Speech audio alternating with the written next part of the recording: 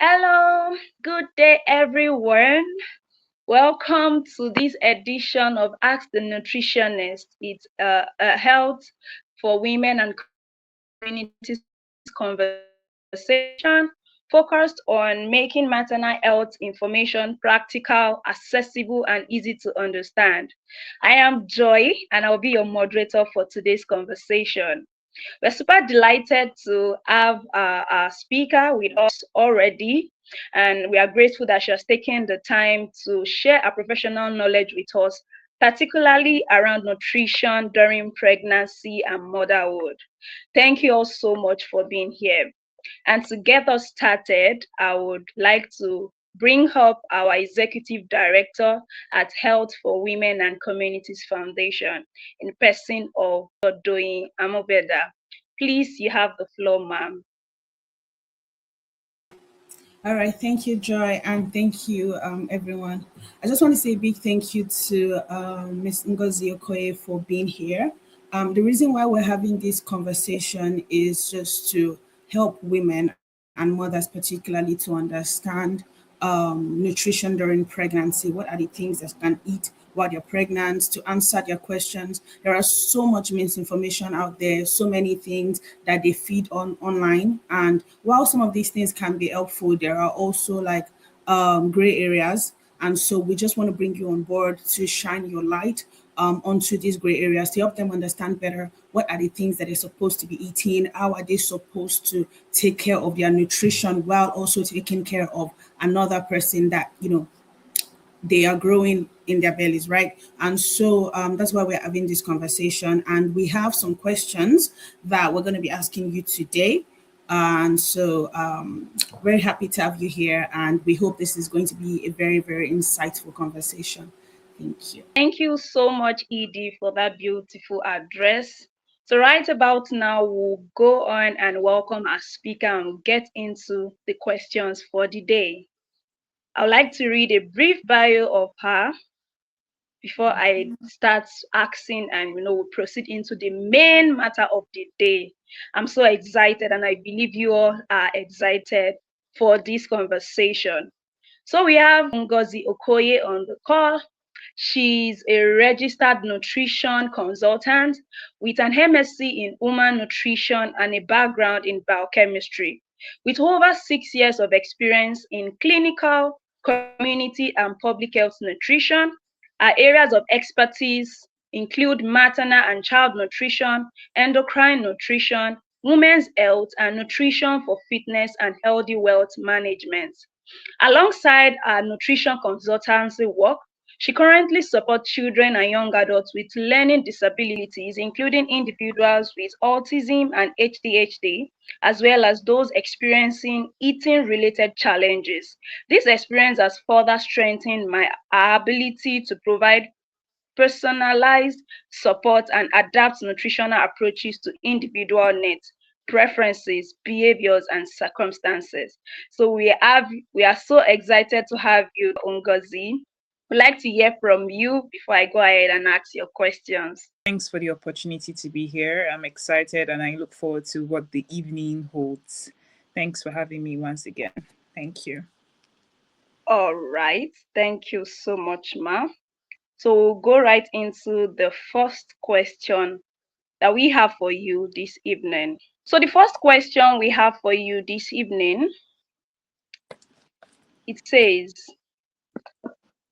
how does protein intake influence the risk of complications like like preeclampsia? What are affordable local protein sources for mothers who cannot access meat or fish regularly? Okay. So, first and foremost, preeclampsia is pregnancy-induced hypertension because of the increased metabolic demand that comes with pregnancy. Hypertension can be as a result. Then, coupled with the fact if the mother has a genetic history of hypertension, I've seen cases where mothers who are perfectly normal, like let's what we consider a healthy weight, but still end up developing preeclampsia. And when you trace the family history, you find out that their mom or somebody related to them also suffered the same. And when it comes to preeclampsia, I like to state something that there's no one particular nutrient that can prevent a mom from developing preeclampsia. But when it comes to protein and preeclampsia, I would like us to understand that generally energy balance and a diet that comprises of a vast range of foods from different nutrient groups will support, is particularly fiber and reducing sodium intake, and generally finding ways to manage stress. And when another thing you said as well, when it comes to protein, we don't necessarily always have to think about meat or fish. There are other sources of protein like beans, and when you combine them with other foods to give you the complete protein. And we have crayfish, we have bonga fish, we have anchovies, what Igbo people like to call the omwaya. They use it to make, they grind it. It's very small fishes with big eyes. They grind it, and a lot of people use it in their dishes. We have prawns, we have the northern part of Nigeria eats what we call grasshopper farah. So there are different sources of proteins, including animal and plants. We have soy. Soy is a complete protein. So necessarily, we don't have to think about meat or fish. Yes, it's easy to say pick meat or fish because they give you the complete source of protein. When it comes to plants, you don't get the complete one except when it comes to soy. But soy is affordable.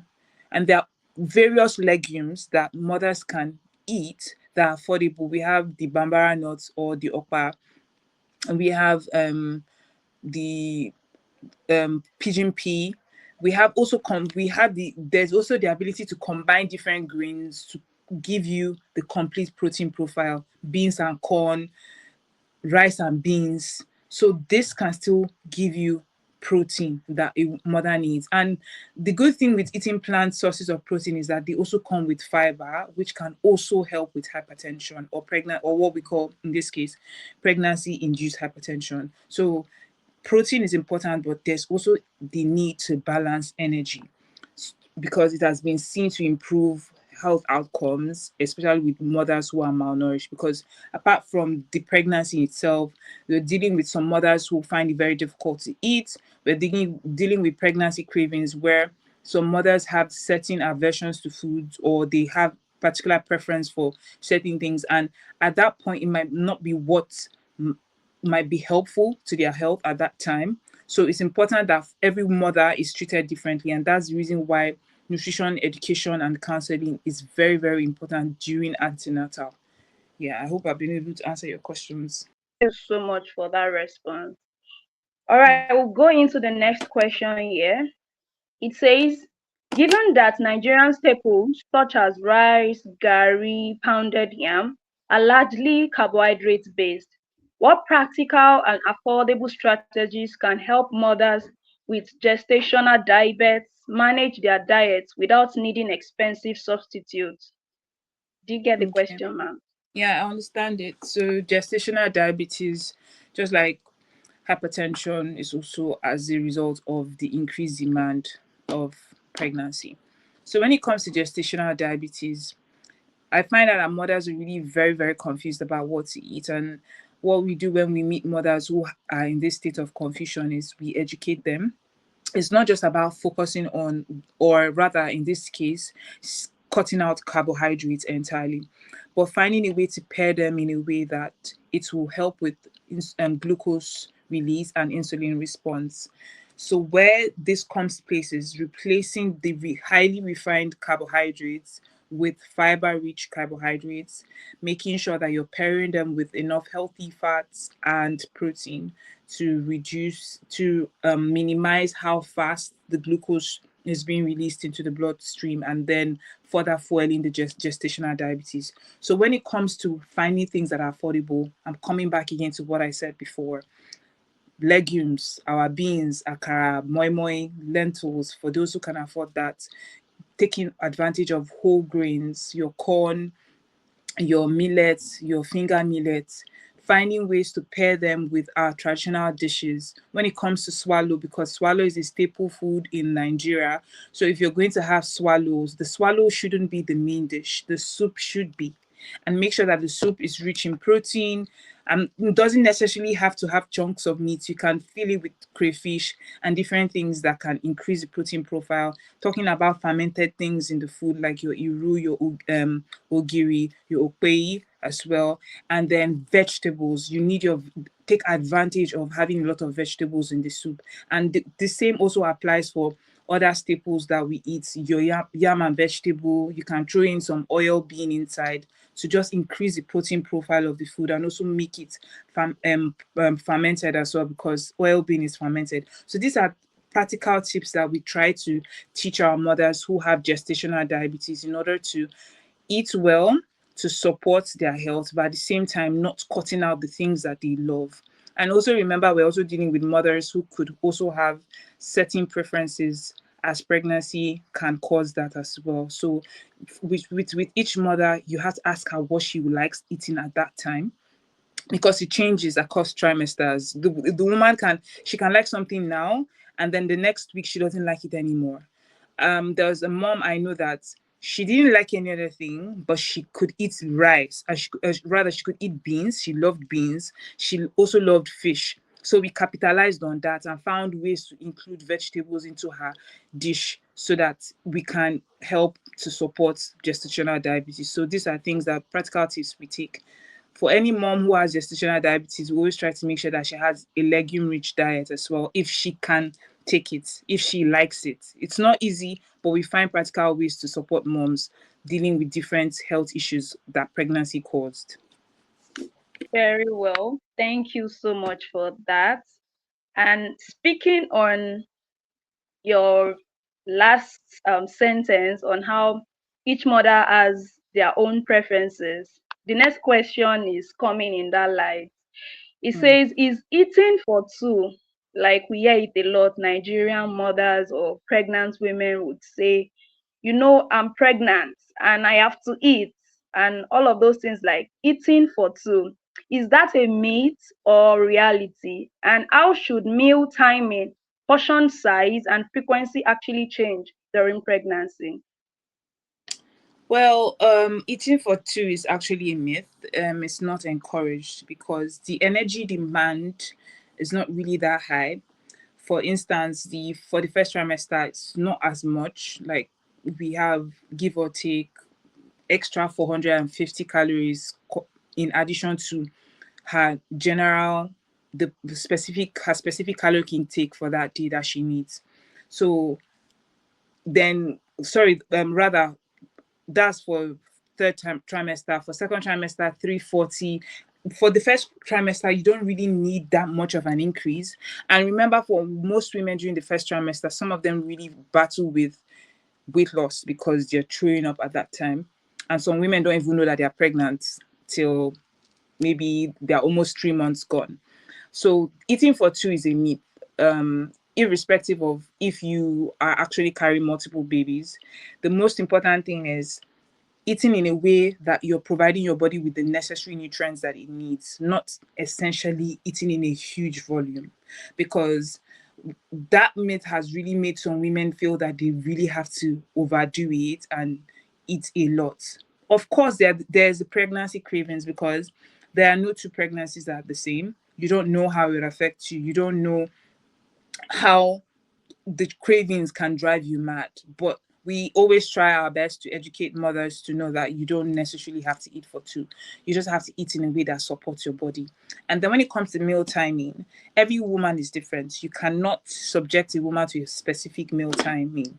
Just make sure that you're eating enough to support your health, because there are some women who are dealing with acid reflux.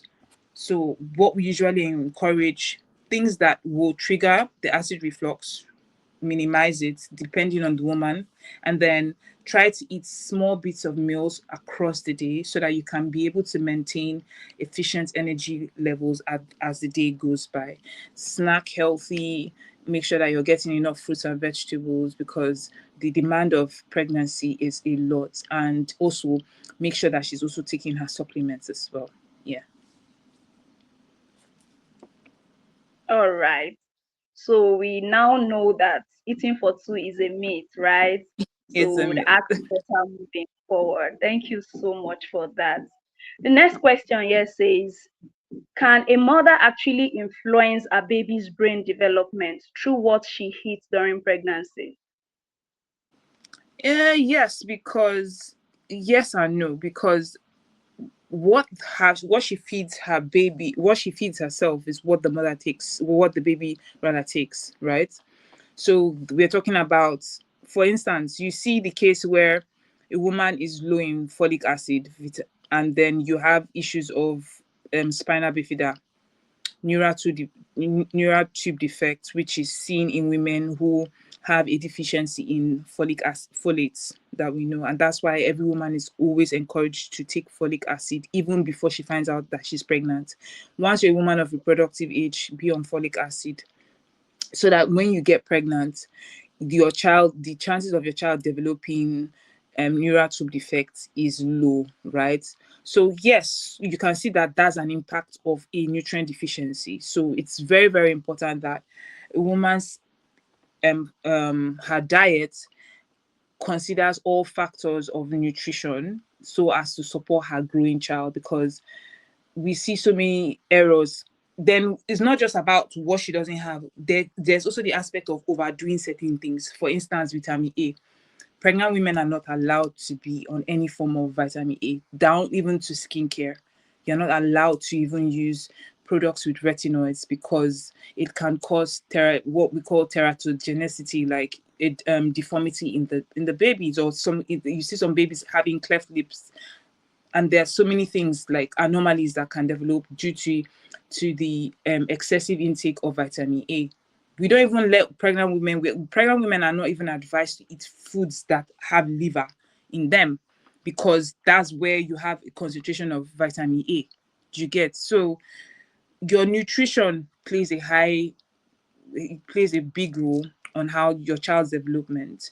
And it's also still, we are even seeing studies showing that even the mother's gut microbiome can also influence that of a child. Now it's also, the studies are being done to show it.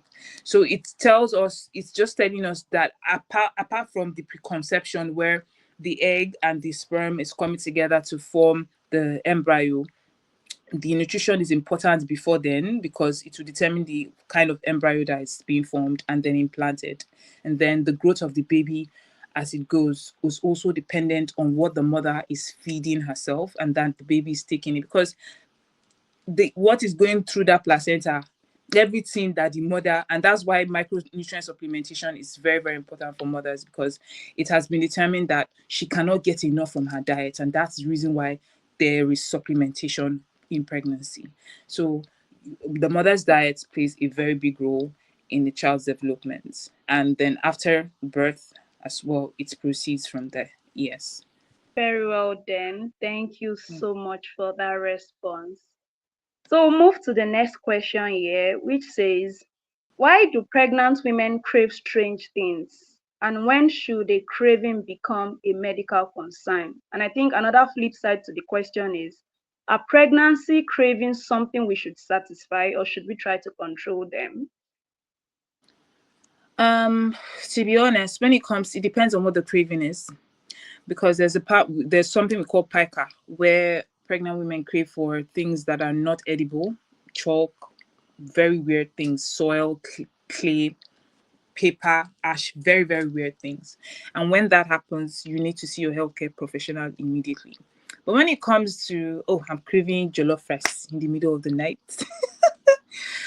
my honest opinion, please satisfy that craving, because I've seen cases where a mom, she was in a bus, we're all in a bus, and the driver opened, like, he stopped by and opened his food while we're on traffic to just take a bite from it, and then she begged him for it.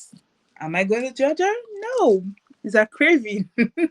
You cannot say what pregnancy does to you, because every woman is different. The chemical messengers, the message that has been sent to your brain from the numerous hormones that are at work during pregnancy, you can never tell what can happen. So if you're craving that jollof rice at midnight, yes, please indulge.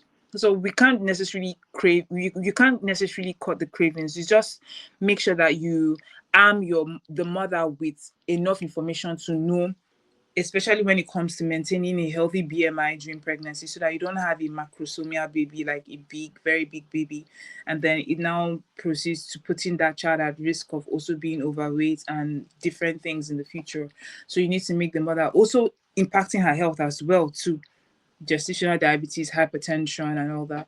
So she needs to understand the why she has to be very careful with what she's eating, focus on the nutrient quality, not just the quantity. But at the same time, if that craving comes, she can satisfy it. It's just when it becomes very enormous, where you're constantly craving Coke every day, and you have gestational diabetes, you have to be honest to yourself. Okay, if you're craving the Coke, we have had situations where we had to swap the Coke for flavored water that has 0 calories. Sorry, rather zero sugar. We did it. It is to support her. She wants that fizzy taste, and that's why most of these drinks were created. Just forget that it's now being abused, and everybody just feels like it's meant for them. But there was a reason some of these things were created, because there was a need identified, and we have had mothers who don't want to drink water when they are pregnant. What do you want to do? You have to give them something at least for them to stay hydrated. And there's flavored water there for them. We have to do that. There's nothing we can do. As long as she's staying hydrated, where the focus is on her well-being at that time. So yes, the cravings, most times you hardly can't do anything about that. You just have to educate the mother. But at the same time, your support is what she needs at that time, not for you to chastise her. But when it becomes cravings for things that are inanimate or dangerous, you have to talk to your healthcare professional about that.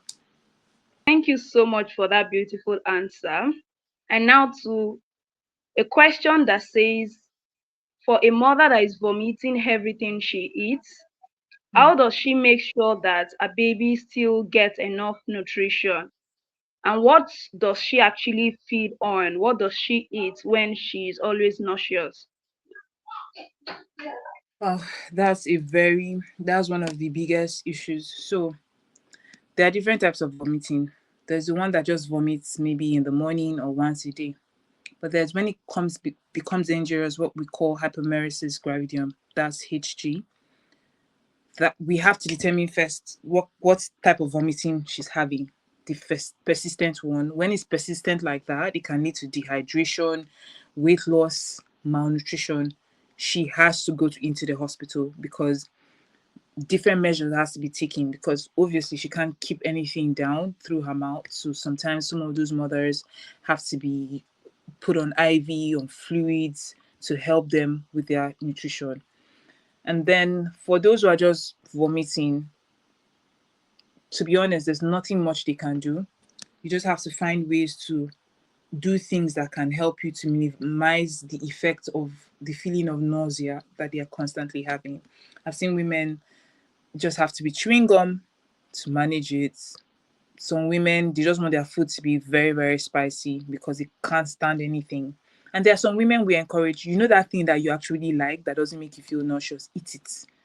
Just eat it. Anything that makes you feel nauseous, avoid it for that time. So every woman is different. And I'd like some women to know that the nausea is not just sometimes for the first trimester. There are some women they don't experience nausea in first trimester, but they experience in second trimester.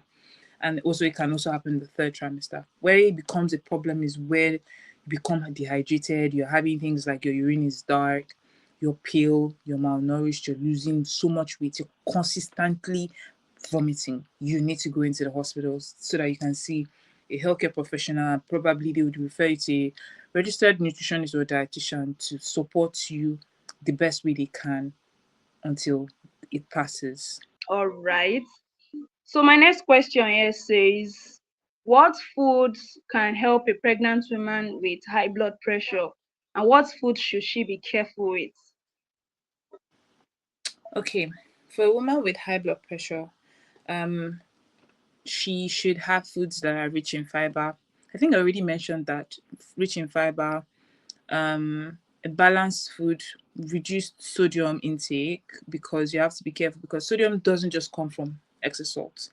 It also comes from different ultra processed foods that are very high in sodium. So she has to watch that, make sure that she's eating a lot of fruits and vegetables depending on what she likes at that time.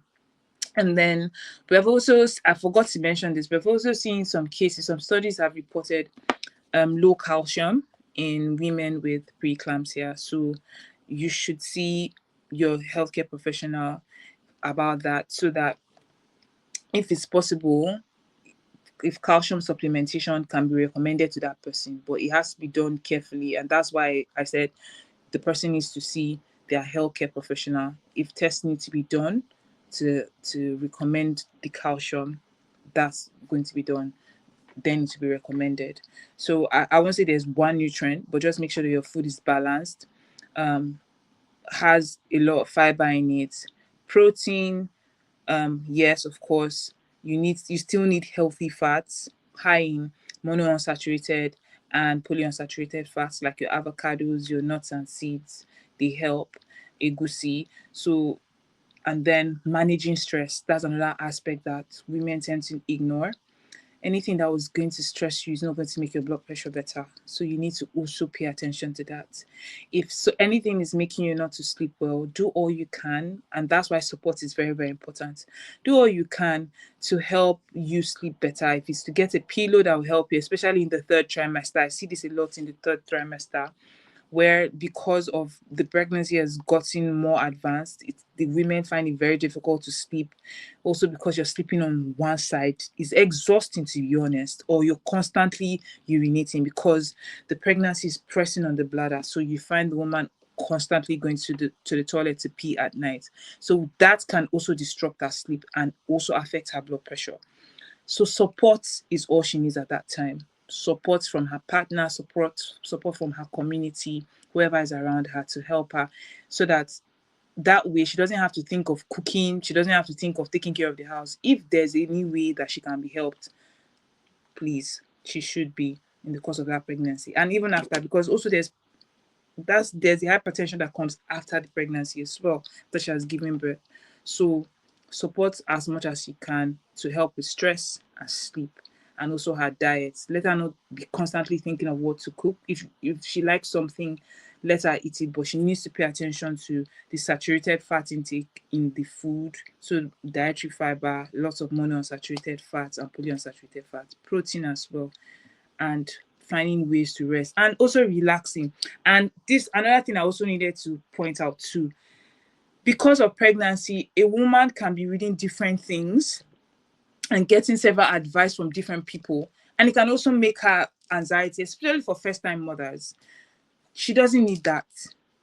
If you can journal to shut out the noise, fine. If there's anything that makes you to relax, she needs to do that. If it means her praying, listening to music that she likes, just going out and being on her own, going for a spa date on her own, going to do her nails. All these things, they might look little or minute, but they tend to help to manage stress. Yeah.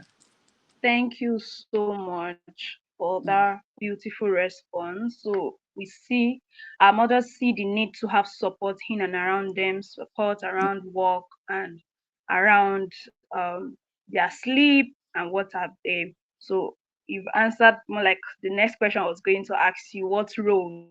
So there are roles to get support on as a pregnant woman.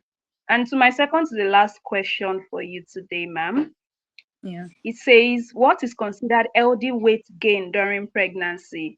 And what simple methods can mothers use to track it without needing constant clinic visits? Okay, well, there Yes. isn't a particular number for a healthy weight. You remember that this depends on her weight before she got pregnant and why she's pregnant. If she was already overweight, in terms of apart from her BMI and having a high waist hip ratio, the best she can do is to just try her best to just control it, be aware, have that mental note that she has to be careful.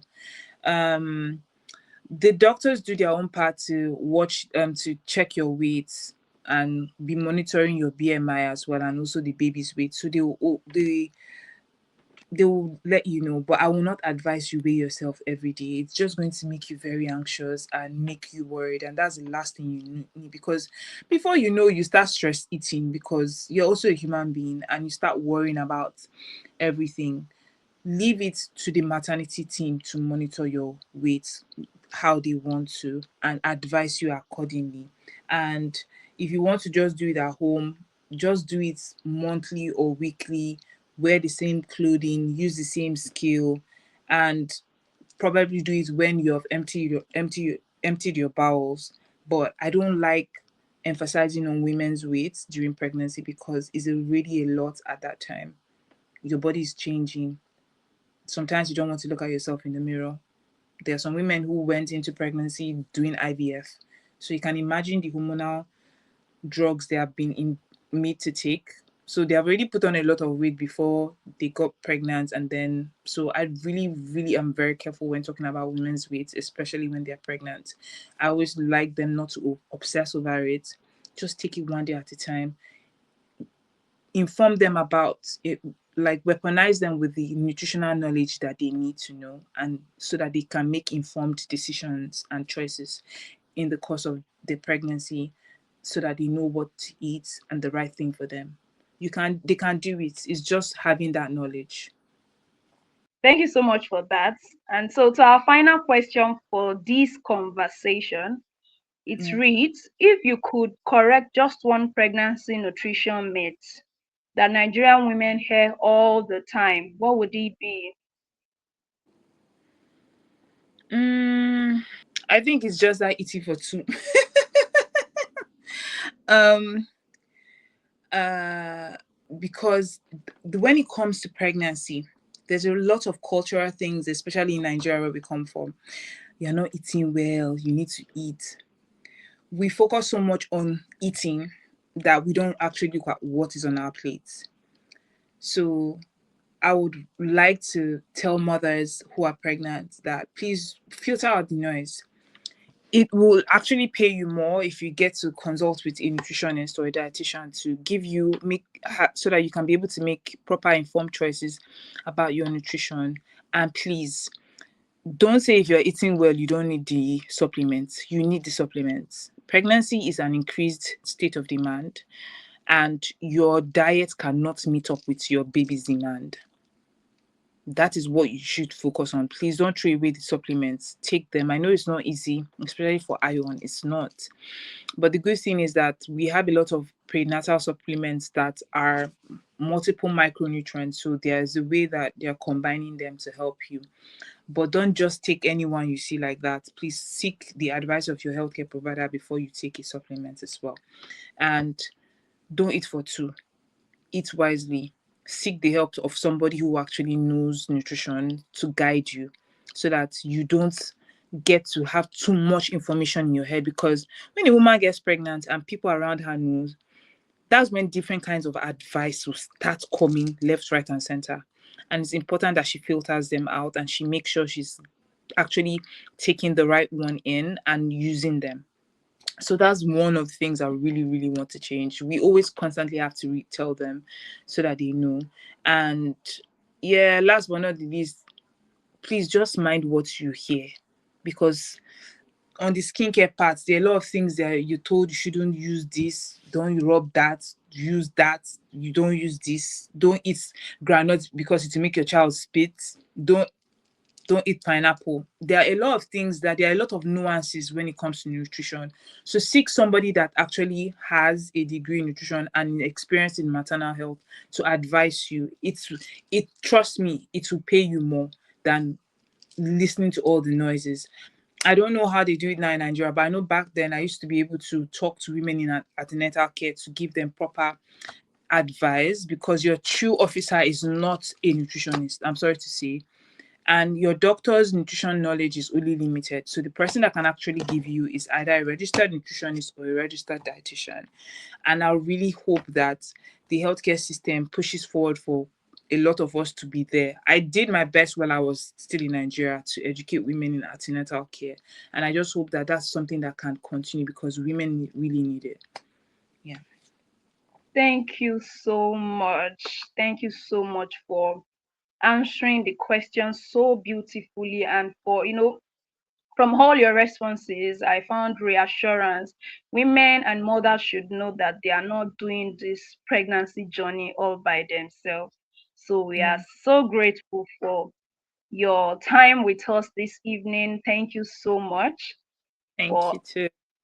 being our host and for answering the questions on the hearts of mothers are all around the world. Thank you so much, ma'am. Thank you too. Thank you. Thank you so much once again. We really, really appreciate the time.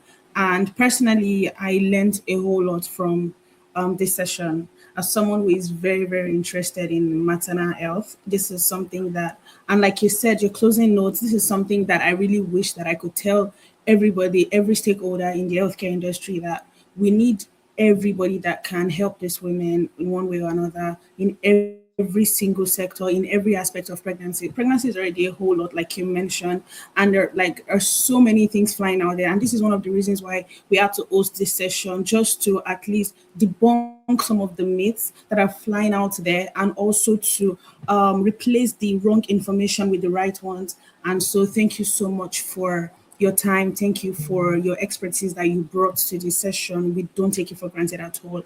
And we hope that this will not be our last collaboration, because personally, I really enjoyed this session. Thank you Thank, so much. And thank, enjoy the rest of your evening. thank you. My pleasure.